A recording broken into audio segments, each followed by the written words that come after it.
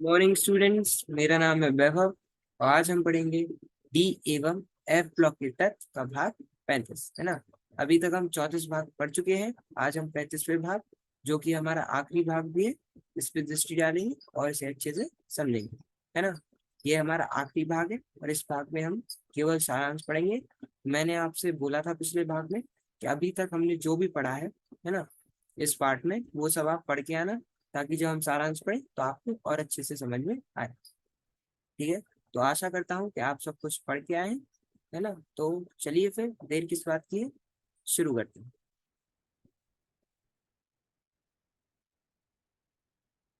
हाँ, तो आज हम पढ़ेंगे सारांश किसका, डी एवं एफ ब्लॉक के तत्व के पूरे पाठ का, है ना। अभी तक हमने इस पाठ में जो भी पढ़ा, आज हम उस सबको एक बार से दोबारा से देखेंगे और रिवीजन करेंगे। ठीक है, चलो फिर आगे बढ़ते हैं। हम्म, सारांश। 3 से 12, है ना, 3 से 12 वर्गों वाला डी ब्लॉक अधिकांशतः आवर्ती सारणी के मध्य भाग में स्थित है ना। वर्ग 3 से वर्ग 12 तक क्या है, हमारे ट्रांजिशन या फिर संक्रमण तत्व, जिन्हें हम डी ब्लॉक भी बोलते हैं, है ना। मतलब संक्रमण तत्व नहीं, संक्रमण तत्व में वर्ग 12 नहीं आता, है ना। तो संक्रमण तत्व और वर्ग 12 को मिला के जो 3 से 12 वर्ग वाला डी ब्लॉक है, अधिकांशतः आवर्ती सारणी के मध्य भाग में स्थित है। तो जो आवर्ती सारणी है, इसके मध्य भाग में स्थित है। इन तत्वों में आंतरिक डी कक्षकों की इलेक्ट्रॉन द्वारा उत्तरोत्तर पूर्ति होती है। क्या, इन तत्वों में जो आंतरिक डी कक्षकों की इलेक्ट्रॉनों द्वारा उत्तरोत्तर पूर्ति होती है। एफ ब्लॉक को आवर्ती सारणी के बाहर नीचे की ओर रखा गया है। इस ब्लॉक में 4f तथा 5f कक्षक उत्तरोत्तर भरे जाते हैं, है ना। ये क्या बोल रहे हैं कि जो वर्ग 3 से 12 है, वह डी ब्लॉक में आते हैं, वह अधिकांशतः आवर्त श्रेणी के मध्य भाग में स्थित है और इन तत्वों के आंतरिक डी कक्षकों की इलेक्ट्रॉनों द्वारा उत्तरोत्तर मिलती है ना। और एफ ब्लॉक को आवर्ती सारणी के बाहर नीचे की ओर रखा गया है। इस ब्लॉक में 4f तथा 5f कक्षक उत्तरोत्तर भरे जाते हैं, है ना। देखो, जो डी ब्लॉक थे, है ना, जो डी ब्लॉक है उसकी 4 श्रेणियां हैं, है ना। डी ब्लॉक है, उसकी 4 श्रेणियां हैं, है ना। 3D, 4D, 5D, 6D। ऐसे ही जो एफ ब्लॉक है, उसकी 2 श्रेणियां हैं, है ना, 4F और 5F, है ना। डी ब्लॉक की 4 श्रेणियां, 3D, 4D, 5D और 6D। और एफ ब्लॉक की 2 श्रेणियां, 4F और 5F, है ना। डी ब्लॉक के जो वर्ग 3 से 11 वर्ग तक जो तत्व है, उन्हें हम संक्रमण तत्व बोलते हैं। वर्ग 12 के तत्व को हम संक्रमण तत्व नहीं बोलते। क्यों? क्योंकि वर्ग 12 के जो तत्व है, उनमें पूर्ण डीकक्षक होता है ना। और संक्रमण तत्व हम उन्हें ही बोलते हैं जिनमें अधूरा डीकक्षक या फिर डीकक्षक में पूर्ण इलेक्ट्रॉन ना हो, है ना। तो डी ब्लॉक में 3D, 4D, 5D, 6D और 5, और एफ ब्लॉक में 4F, 5F, है ना। डी ब्लॉक में 3D, 4D, फिर 5D, है ना। 5D में एक तत्व है लेंथनम, और लेंथनम के बाद के जो 14 तत्व हैं, उन्हें हम 4F श्रेणी में गिनते हैं, है ना। देखो क्या, डी, यार ये गलत हो गया। हाँ देखो, डी ब्लॉक के 4 श्रेणियां हैं, 3D, 4D, 5D और 6D। और जो 5D श्रेणी है ना, जो 5D श्रेणी है, उसमें एक तत्व है, कौन सा, लेंथनम। और लेंथनम के बाद के जो 14 तत्व हैं, उन्हें हम लेंथनॉइड्स बोलते हैं। और वही तत्व कहाँ पे, एफ ब्लॉक की 4F श्रेणी को बनाते हैं। ऐसे ही जो 6D श्रेणी है, उसमें एक तत्व है एक्टिनियम, है ना। और एक्टिनियम के बाद के जो 14 तत्व है, वह एफ ब्लॉक की दूसरी श्रेणी 5F बनाते हैं, है ना। तो ये 14 तत्व हैं 5D के, और 6D के जो 4F 5F श्रेणी बनाते हैं, है ना। और यही है जो आवर्ती श्रेणी के बाहर नीचे की ओर रखा गया है। ठीक है, एफ, जो एफ ब्लॉक के जो तत्व हैं 4F और 5F, 4F श्रेणी है वह 58 परमाणु क्रमांक से शुरू होती है और 71 तक जाती है। और जो 5F है वह 90 परमाणु क्रमांक से शुरू होती है और 103 तक जाती है। ठीक है, इसमें कोई दिक्कत नहीं, अच्छे समझ आ गया। चलो फिर आगे बढ़ते हैं। 3D, 4D तथा 5D कक्षकों में इलेक्ट्रॉनों द्वारा आपूर्ति के संगत संक्रमण तत्वों की 3 श्रेणियां ज्ञात है ना। सभी संक्रमण धातुएं अभिलक्षक धात्विक गुण प्रदर्शित करते हैं, जैसे उच्च तनन क्षमता, तन्यता, वर्धनीयता, तापीय तथा विद्युत चालकता तथा धात्विक गुण, है ना। जो सभी संक्रमण तत्व जो है, संक्रमण धातु अभिलक्षक धात्विक गुण प्रदर्शित करते हैं। कौन कौन से? जैसे उच्च तनन क्षमता, है ना, तन्यता, वर्धनीयता, तापीय तथा विद्युत चालकता तथा धात्विक गुण। इन धातुओं के गलनांक एवं कप्थनांक उच्च होते हैं, है ना। ये जो धातु है इनके गलनांक तथा कप्थनांक क्या होते? उच्च होते हैं, जिसका कारण n-1 डी इलेक्ट्रॉनों की आबंधों में भागीदारी है ना। इनके जो गलनांक एवं कप्थनांक है वह उच्च होते हैं, जिसका कारण क्या है? जो उनके n-1 डी इलेक्ट्रॉन होते हैं उनके आबंधों में भागीदारी, है ना।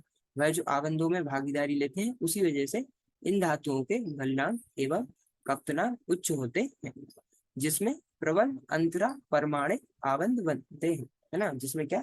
जो प्रबल अंतरा परमाणु आबंध बनते हैं, है ना।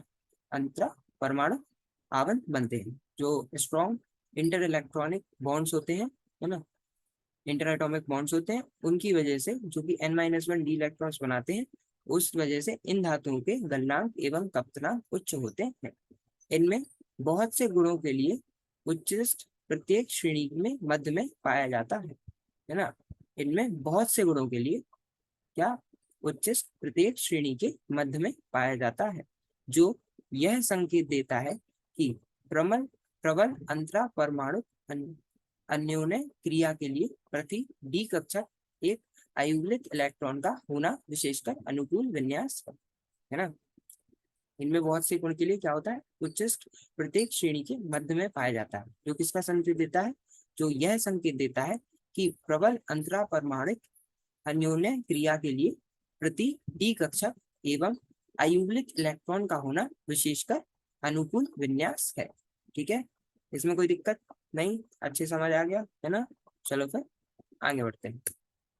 मुख्य वर्गों के तत्वों की तुलना में बढ़ते हुए परमाणु क्रमांक के साथ संक्रमण तत्वों की आयनन एंथैल्पी में अत्यधिक वृद्धि नहीं पाई जाती, है ना। मुख्य वर्गों के तत्वों की तुलना में बढ़ते, जैसे जैसे हम परमाणु क्रमांक के साथ श्रेणी में आगे जाते हैं, बढ़ते हुए परमाणु क्रमांक के साथ जो संक्रमण तत्व है इनकी आयनन एंथैल्पी में अत्यधिक वृद्धि नहीं पाई जाती, है ना। इनकी जो आयनन एंथैल्पी है इसमें अत्यधिक वृद्धि नहीं पाई जाती।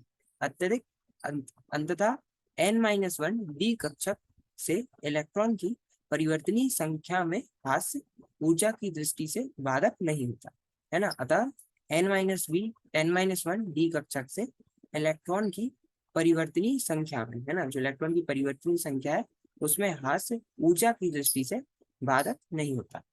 परिणाम स्वरूप स्कैंडियम तथा जिंक के अतिरिक्त सभी संक्रमण धातुएं परिवर्ती ऑक्सीकरण अवस्थाएं प्रदर्शित करती है ना। स्कैंडियम और जिंक को छोड़ दो, है ना। स्कैंडियम 3D श्रेणी का सबसे पहला तत्व और जिंक 3D श्रेणी का सबसे आखिरी का तत्व, है ना। तो स्कैंडियम और जिंक को छोड़ दें, स्कैंडियम तथा जिंक के अतिरिक्त सभी संक्रमण धातुएं परिवर्ती ऑक्सीकरण अवस्था प्रदर्शित करती हैं। संक्रमण धातुओं के स्वभाव के संदर्भ में n-1 डी इलेक्ट्रॉनों की भागीदारी इन तत्वों को कुछ विशिष्ट गुण प्रदान करती है ना। संक्रमण धातुओं के स्वभाव में के संदर्भ में जो n-1 डी इलेक्ट्रॉन है इनकी भागीदारी इन तत्वों में कुछ विशिष्ट गुण प्रदान करती है। अतः परिवर्ती ऑक्सीकरण अवस्थाओं के अतिरिक्त संक्रमण धातुएं अनुचुंबकीय गुण और उत्प्रेरक गुण दर्शाती है ना। ऐसी अतः परिवर्ती ऑक्सीकरण अवस्थाओं के अतिरिक्त जो संक्रमण धातु हैं वह कौन कौन से गुण? जैसे अनुचुंबकीय गुण और उत्प्रेरक गुण भी दर्शाती है। ठीक है, इसमें कोई दिक्कत नहीं। तथा इन धातुओं में रंगीन आयन, संकुल यौगिक एवं अंतराकाशीय यौगिक बनाने की प्रवृत्ति पाई जाती है ना। देखो, संक्रमण धातुओं के स्वभाव में जो n-1 इलेक्ट्रॉन है उनकी भागीदारी से इन तत्वों में कुछ विशिष्ट गुण प्रदान करते हैं, है ना। जैसे परिवर्ती ऑक्सीकरण अवस्था है, और उसके अतिरिक्त जो संक्रमण धातु है वह अनुचुंबकीय गुण और उत्प्रेरक गुण भी दर्शाते हैं। तथा इन धातुओं में रंगीन आयनों का बनना, है ना, संकुल यौगिक एवं अंतराकाशीय यौगिक या फिर इंटरस्टीशियल कंपाउंड्स बनाने की प्रवृत्ति पाई जाती है। ठीक है, इसमें कोई दिक्कत नहीं, अच्छे समझ आ गया है ना। चलो फिर आगे बढ़ते हैं। संक्रमण धातुओं को रासायनिक व्यवहार में अत्यधिक विभिन्नता पाई जाती है ना। जो संक्रमण धातु हैं उनके रासायनिक व्यवहार में अत्यधिक विभिन्नता पाई जाती है। इनमें से बहुत सी धातुएं खनिज अम्लों, है ना, इनमें से बहुत सी धातुएं खनिज अम्लों में घुल सकने के लिए पर्याप्त विद्युत धनात्मक होती है। देखो, संक्रमण धातु है वह कई रासायनिक व्यवहार से अत्यधिक विभिन्नता पाई जाती है। इनमें से जो बहुत सी धातु है वह खनिज अम्लों में घुल सकने के लिए पर्याप्त विद्युत धनात्मक होती है। यद्यपि इनमें से कुछ उत्कृष्ट है ना, और इनमें से कुछ धातु है वह उत्कृष्ट है। प्रथम संक्रमण श्रेणी में कॉपर के अतिरिक्त सभी धातुएं अपेक्षाकृत अभिक्रियाशील होती हैं, है ना। अगर हम प्रथम संक्रमण श्रेणी 3D ब्लॉक की बात करें, है ना, मतलब 3D श्रेणी की बात करें, तो 3D श्रेणी या फिर प्रथम संक्रमण श्रेणी में कॉपर के अतिरिक्त जो सभी धातुएं हैं वह अपेक्षाकृत अभिक्रियाशील है ना, या फिर अभिक्रियाशील होती हैं। किसको हटा के, जो उसमें जो अपवाद है वह क्या है, कॉपर। ठीक है, इसमें कोई दिक्कत नहीं, अच्छे समझ आ गया है ना। चलो फिर आगे बढ़ते हैं।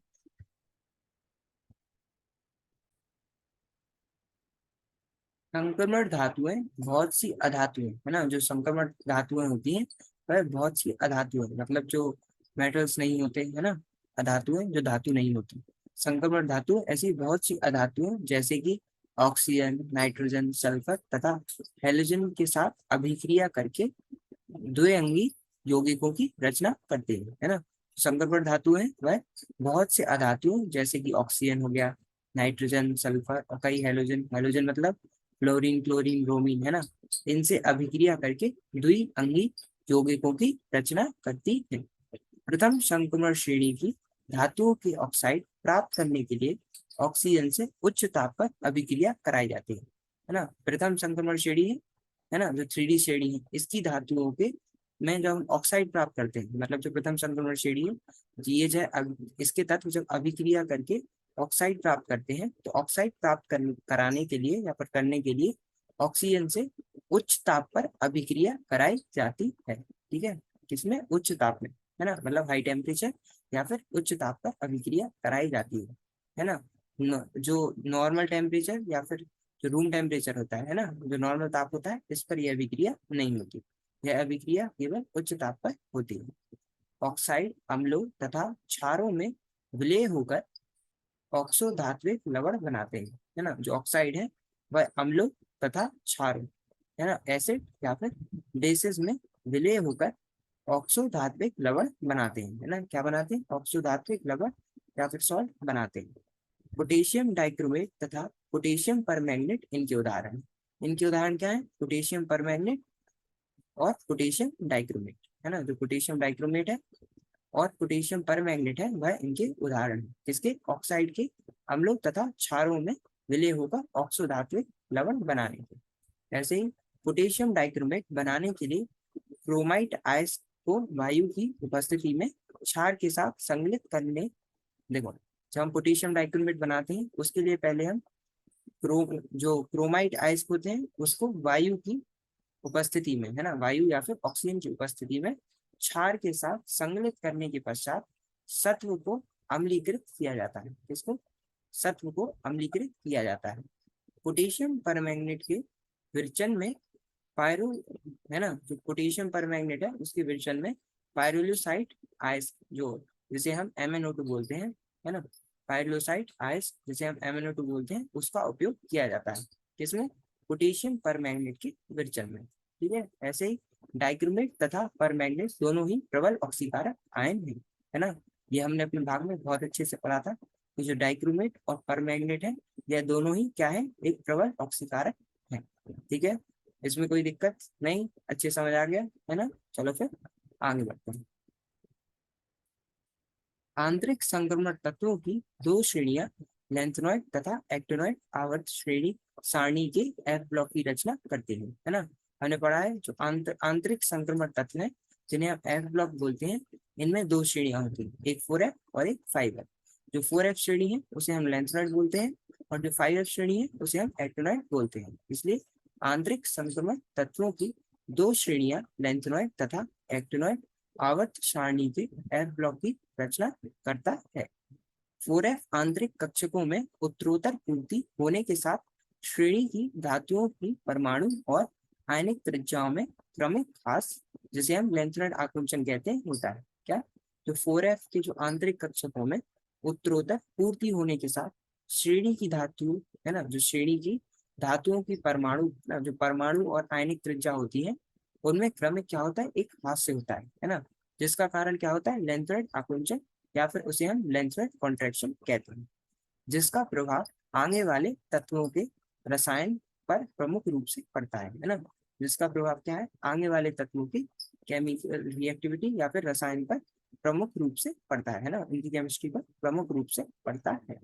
लैंथनम तथा लैंथेनॉइड श्रेणी के धातुएं श्वेत तथा मृदु होते हैं, है ना। जो लैंथनम और तथा लैंथेनॉइड श्रेणी के धातुएं श्वेत तथा मृदु होते हैं।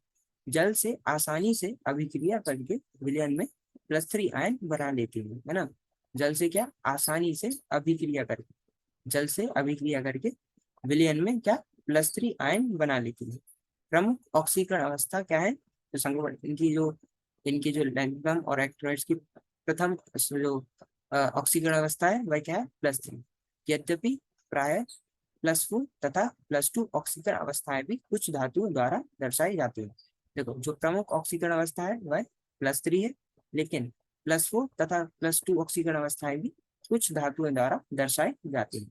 ठीक है, इसमें कोई दिक्कत नहीं, समझ आ गया है ना। चलो फिर आगे बढ़ते हैं। विभिन्न ऑक्सीकरण अवस्थाओं में स्थित रहने के कारण एक्टिनॉइडों का रासायनिक अधिक जटिल है ना। लैंथेनॉइड की तुलना जब हम एक्टिनॉइड से करेंगे तो विभिन्न ऑक्सीकरण अवस्थाओं में स्थित होने के कारण जो एक्टिनॉइड्स हैं या फिर एक्टिनॉइड हैं, उनका रसायन जो है वह, उनकी केमिस्ट्री अधिक जटिल या फिर कॉम्प्लिकेटेड है।